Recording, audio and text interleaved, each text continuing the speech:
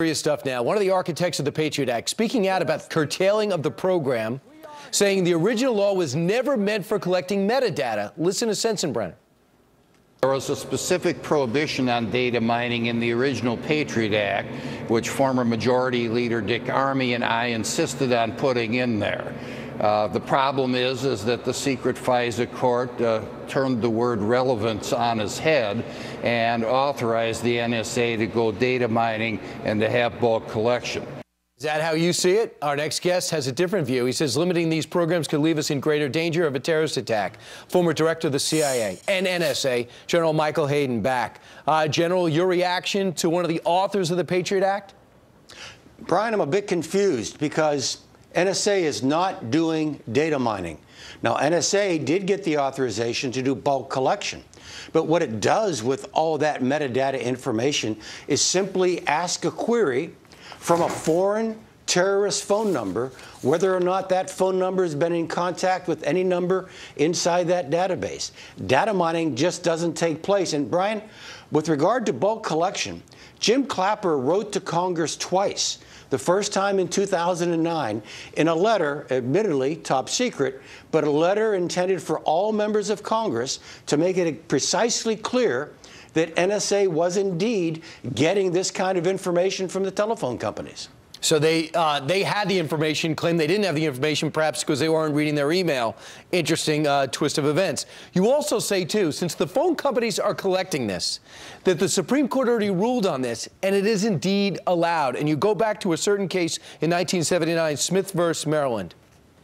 No, that's right, Brian. The court ruled, look, when we set this up, we had the task, this is right after 9/11, how do we best detect the most important kind of terrorist communications? Terrorist communications, one end of which are in the United States.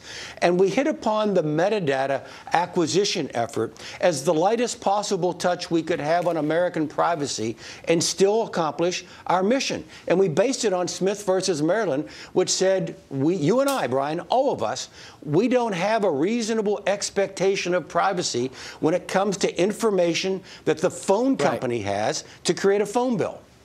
So now, with this new USA Freedom Act, the phone company keeps the metadata. If you don't need it to catch the next terrorist, they could get rid of it at any time. They just have to give you notice if they're going to toss it out. So now, how do Americans feel about these phone companies keeping our phone records, which, by the way, that's how they bill us? Right. Look, the phone companies keep it anyway, Brian. They just don't keep it as long as NSA kept it. In fact, the new law, the USA Freedom Act, doesn't require the phone companies to keep the data at all. So we'll see what action they take. I have a great fear here, Brian, that we may have a race to the bottom where different phone companies say, we're going to keep it less than the other guys as a competitive advantage, I guess. And, General, you say nice things about Senator Rand Paul. You think he's sincere, but you just think he is wrong. Do you think he did a disservice to the country?